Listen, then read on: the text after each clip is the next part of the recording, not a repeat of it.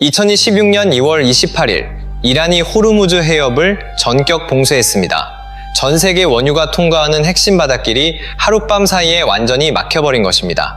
국제유가는 단 하루 만에 $100 선을 돌파했고 국내 주유소의 휘발유 가격마저 무서운 기세로 연달아 폭등하기 시작했습니다. 하지만 이란이 미사일 세례를 퍼부은 곳은 비단 미국 군기지만이 아니었습니다. 사우디아라비아와 아랍에미리트, 바레인, 쿠웨이트, 카타르까지 같은 중동 하늘 아래 이슬람을 믿는 인근 아랍 국가들을 향해 탄도미사일 500발과 드론 2000대를 동시에 쏟아부었습니다. 이 공격으로 두바이 국제공항이 직접적인 타격을 입었으며 유명한 팜 주메이라 호텔 인근에서도 강력한 연쇄 폭발이 발생했습니다. 대체 왜 이 중동 국가들은 같은 종교를 믿으면서도 서로에게 총을 겨누는 걸까요? 여기에는 무려 1000년을 거슬러 올라가는 뿌리 깊은 원한과 갈등이 숨어 있습니다. 오늘 그 숨겨진 이야기를 제대로 들려드리겠습니다. 구독과 좋아요 부탁드립니다. 먼저 질문 하나 하죠. 이란은 아랍 국가일까요? 아마 대부분 그렇다고 생각하실 겁니다. 같은 중동 지역에 살고 있고 네임씨처럼 외모도 비슷하며 이슬람을 믿고 있으니까요. 하지만 당신이 함께 일해온 사람들이 오직 아랍인들 뿐이었다면 이 말 한마디에 이란 사람들은 차갑게 굳어버릴 겁니다. 아랍인이라 불리는 것에 진심으로 분노를 터뜨리는 이란인이 정말 많거든요. 해외 소셜 미디어에도 왜 이란인들은 아랍인이라 부르면 그토록 화를 내는지 묻는 질문이 끊이지 않고 올라옵니다. 그럴 때마다 이란인들은 똑같이 대답합니다. 자신들은 절대로 아랍인이 아니라고요. 오죽하면 이 차이를 설명하는 전문 사이트까지 만들어 운영할 정도니 이건 단순한 예민함의 문제가 아닙니다.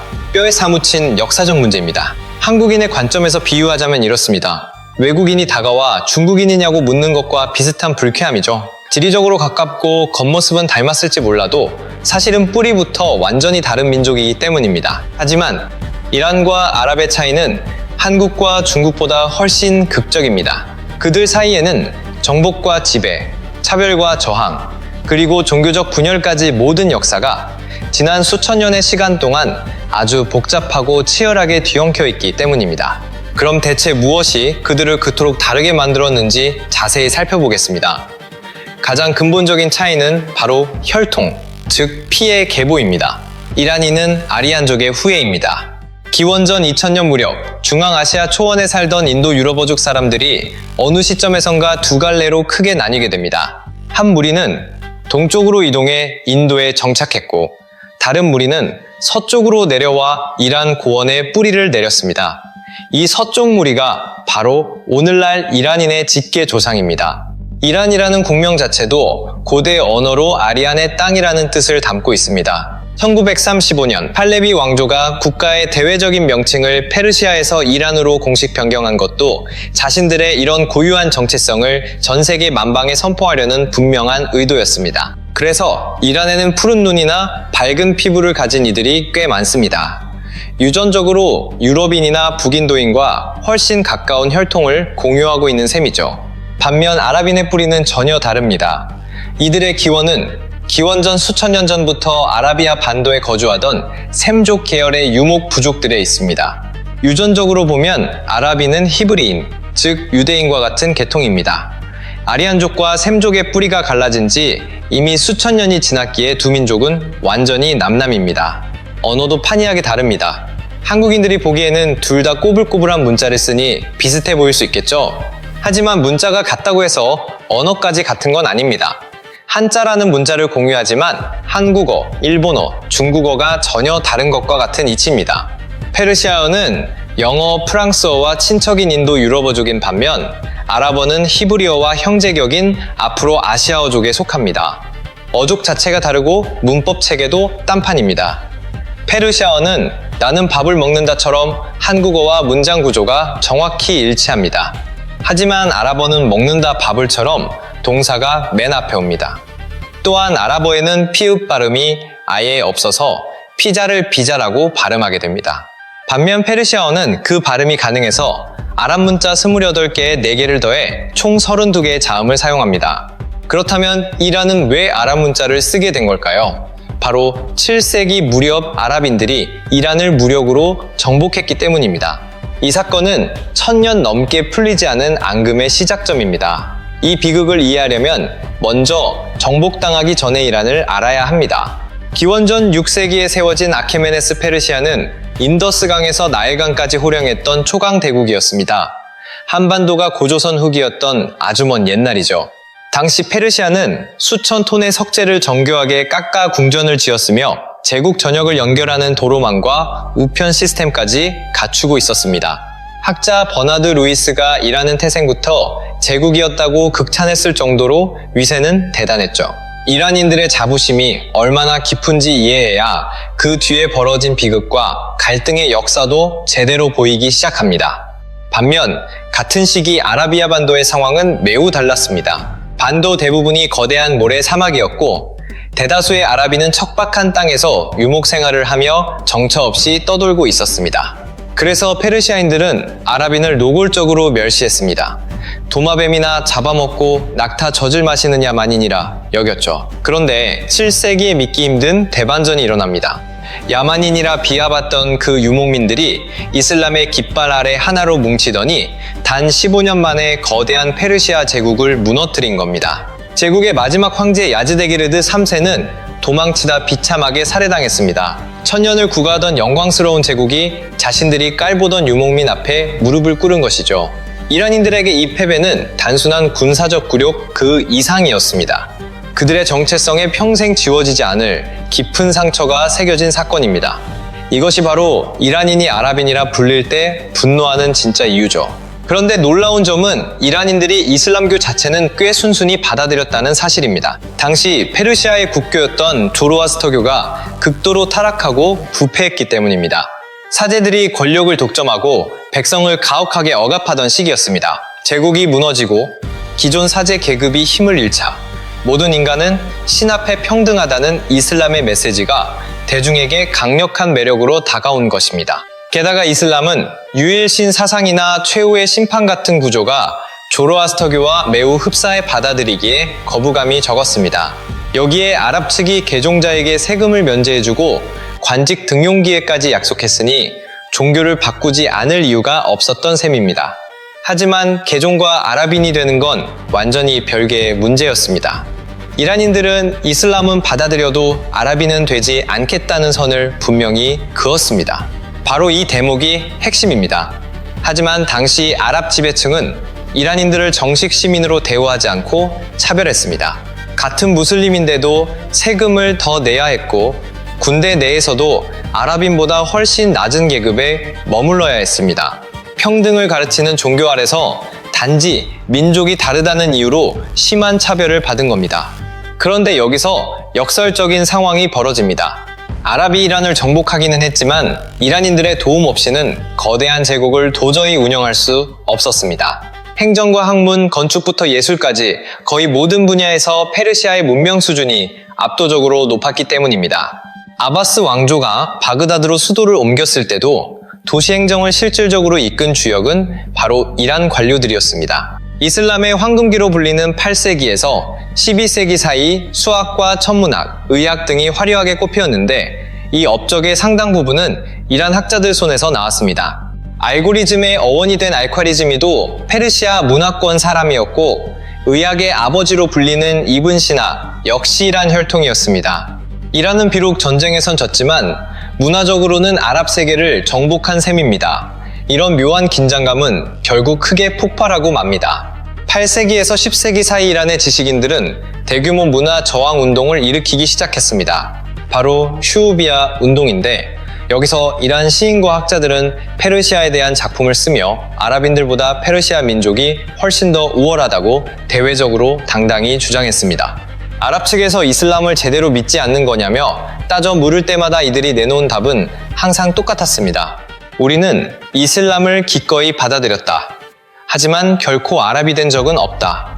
이 문장은 오늘날까지 이어지는 이란과 아랍 세계 갈등의 전형적인 단면을 보여줍니다. 여기서 이야기는 다시 한번 복잡하게 꼬이기 시작합니다. 이번엔 종교 내부의 분열입니다. 이슬람 창시자 무함마드가 632년 후계자를 따로 지명하지 못한 채 세상을 떠났습니다. 다음 지도자 자리를 두고 두 파벌이 갈라졌습니다. 다수파는 공동체의 합의로 선출해야 한다고 주장했고, 시아파는 무함마드의 사촌이자 사위인 알리만이 유일한 정통 후계자라고 맞섰습니다. 다수파가 압도적으로 많았고 시아파는 소수였지만 두 세력은 죽어도 서로를 인정하지 않았습니다. 마치 가톨릭과 개신교가 수백 년간 종교 전쟁을 치렀듯 이슬람도 이 종파 문제로 역사 내내 엄청난 피를 흘려야 했습니다. 소수파였던 시아파는 저항 정신을 정체성 삼아이란 지역을 중심으로 세력을 키워나갔습니다. 그러던 1258년 역사적인 거대한 전환점이 찾아옵니다. 몽골 제국이 바그다드를 함락시키고 아바스 왕조를 완전히 지도에서 지워버린 겁니다. 아랍 중심의 이슬람 질서가 한순간에 붕괴됐고 이후 200년 넘게 이어지는 기나긴 혼란기가 시작되었습니다. 그 혼란을 틈타 1501년이란 땅에 사파비 왕조가 새롭게 등장합니다.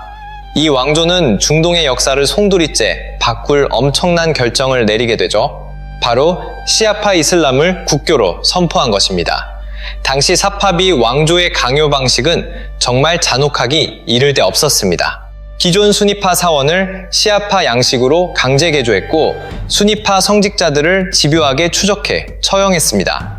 일반 대중에게도 개종을 강요하며 저항하는 이들을 대량 학살하기까지 했습니다. 오늘날 이란 인구의 89%가 시아파인 건 바로 이때 시작된 강제 개종이 만든 결과입니다. 이 소식을 접한 아랍 세계 전체가 큰 충격에 빠졌습니다. 당시 튀르크족의 오스만 제국은 수니파의 수호자를 자처하고 있었고 아랍인들 역시 시아파 확산을 막겠다는 일념 하나로 오스만 편에 서서 함께 싸웠습니다. 오스만과 사파비는 그렇게 100년 넘게 피 튀기는 전쟁을 계속했습니다. 이건 단순한 영토 분쟁이 아니라 지배종파와 시아파 그리고 아랍 튀르크 연합군과 이란 사이의 거대한 문명 전쟁 성격이 강했습니다. 서로 다른 민족과 언어, 문명의 기억에 종교 파벌까지 완전히 갈라져 버리니 이제는 한두 세대의 노력만으로는 도저히 풀 수 없는 지독한 매듭이 되어버린 겁니다. 그러다 19세기에 접어들며 또 다른 변수가 등장합니다. 바로 서구 열강의 등장입니다.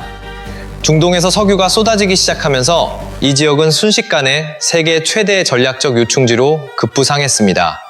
영국과 러시아는 1907년이란을 침공해 남북으로 갈라먹으며 각자의 영향력을 확보했고 아랍 세계 역시 1916년 사이크스-피코 협정으로 처참하게 찢겨나갔습니다. 시리아와 레바논은 프랑스가, 이라크와 요르단, 팔레스타인은 영국이 강제로 가져갔죠. 중동 지도를 자세히 보면 국경선이 마치 자를 대고 대충 그은 듯 직선으로 된 곳이 아주 많습니다. 그건 서구인들이 회의실 책상에 앉아 연필로 그은 선이 그대로 굳어진 겁니다. 그런데 역설적으로 이 시기 이란과 아랍의 갈등은 잠시 수면 아래로 가라앉았습니다. 이란에는 친미 성향의 팔레비 왕조가 들어섰고 아랍 세계에도 미국과 동맹을 맺은 군주국들이 여러 세워졌기 때문입니다. 미국이라는 거대한 우산 아래 같은 편에 서자 천년 묵은 지독한 원한조차 잠시 잊을 수 있었던 겁니다. 실제로 1979년 이전까지 이란과 사우디아라비아는 중동 내 미국의 2대 핵심 동맹으로서 서로 우호 조약까지 맺은 사이였습니다. 하지만 1979년 모든 상황이 완전히 뒤집히고 맙니다. 바로 이란 이슬람 혁명이 터진 겁니다. 이란 민중이 대규모로 봉기해 친미 왕정을 몰아냈고 시아파 성직자가 통치하는 신권 국가를 새롭게 세웠습니다. 새로 제정된 헌법에는 압제받는 자들의 혁명을 외부로 수출한다는 조항이 포함되었습니다. 다른 나라에 소외된 사람들에게도 혁명의 불씨를 전파하겠다는 선언이었죠. 아랍 군주국들에겐 그야말로 끔찍한 악몽의 시작이었습니다. 이들이 공포를 느끼는 이유는 아랍걸프 왕정 내부에도 상당수의 시아파 인구가 살고 있었기 때문입니다. 바레인은 전체 인구의 60-70%가 시아파인데도 지배층은 수니파 왕실이 차지하고 있고 사우디아라비아 역시 전체 인구의 10에서 15% 정도가 시아파 무슬림인데 불행히도 이들은 석유 생산의 핵심 기지인 동부 지역에 집중적으로 모여 살고 있었습니다. 이란이 이들을 선동하고 조종하면 왕정이 내부에서 통째로 붕괴될 수도 있는 위험한 구조인 셈입니다. 사실 이 모든 건 제가 직접 조사한 내용입니다. 이란은 매년 레바논 헤즈볼라에 수십억 달러를 쏟아붓고 있습니다. 게다가 예멘군과 이라크 내 시아파 민병대에게도 막대한 자금과 무기를 지원하며 세력을 확장해왔죠. 이란에서 이라크와 시리아를 거쳐 레바논까지 이어지는 이 세력권을 시아 초승달 지대라고 부릅니다. 이건 단순한 종교 갈등을 넘어 중동의 패권을 차지하려는 거대한 권력 투쟁이 된 상태입니다. 양측 사이에는 이미 여러 번 군사적 충돌이 있었습니다. 특히 이란과 이라크는 1980년부터 1988년까지 무려 8년 동안이나 처절한 전쟁을 치렀죠. 당시 이라크의 사담 후세인은 아랍 민족주의를 앞세워 이란을 침공했고, 걸프 지역 아랍 국가들은 등 뒤에서 이라크에 막대한 자금을 지원했습니다. 전쟁이 한창이던 1981년 사우디아라비아의 주도로 걸프 협력 회의인 GCC가 창설되었습니다. 걸프 지역 6개 나라의 집단 안보 체제라는 명분을 내세웠지만 진짜 목적은 이란을 견제하는 것이었죠. 아랍 연맹까지 포함하면 당시 22개의 아랍 국가대 단 하나의 이란이라는 거대한 대결 구도가 완벽하게 형성된 셈입니다. 양측 합쳐 100만 명에 가까운 사상자를 낸 전쟁은 결국 무승부로 끝났지만 서로를 향한 적대감은 걷잡을 수 없이 깊어만 갔습니다. 그리고 바로 지금 2016년 쌓여왔던 모든 갈등이 한꺼번에 폭발했습니다. 올해 2월 미국과 이스라엘이 전격적으로 이란을 향해 공습을 감행한 것입니다. 이란의 전 최고 지도자 하메네이가 사망했다는 소식이 전해졌고, 혁명 수비대 병력도 상당수 전멸했다는 충격적인 보고가 잇따랐습니다.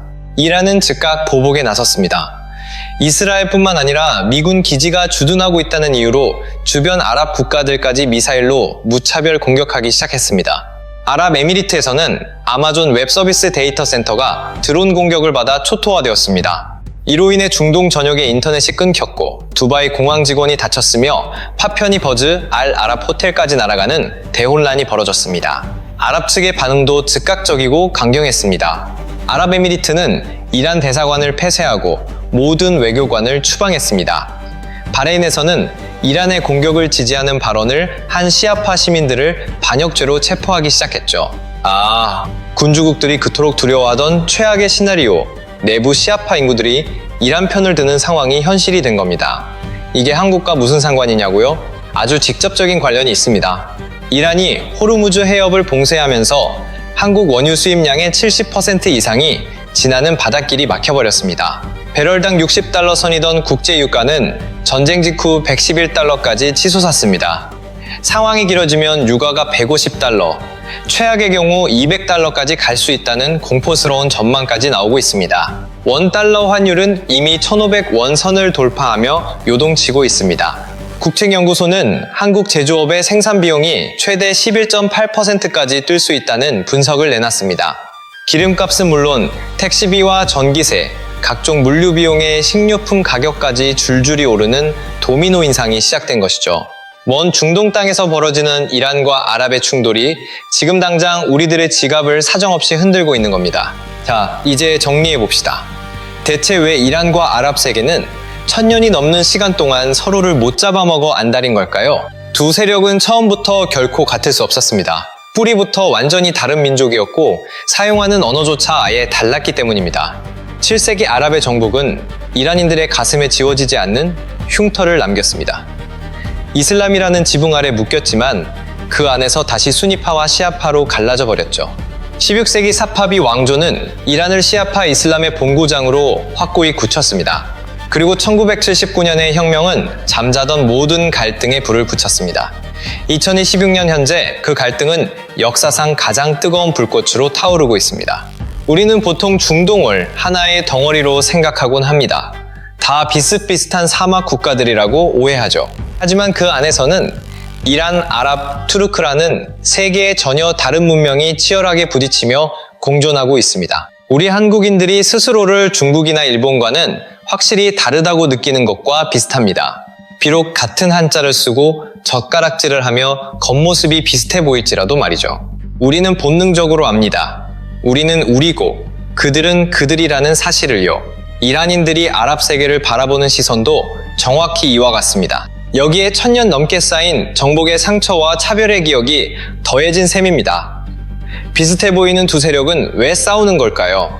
한 번도 같았던 적이 없기에 싸우는 겁니다. 이란은 이란이고 아랍은 아랍이니까요. 그 차이를 이해하는 것.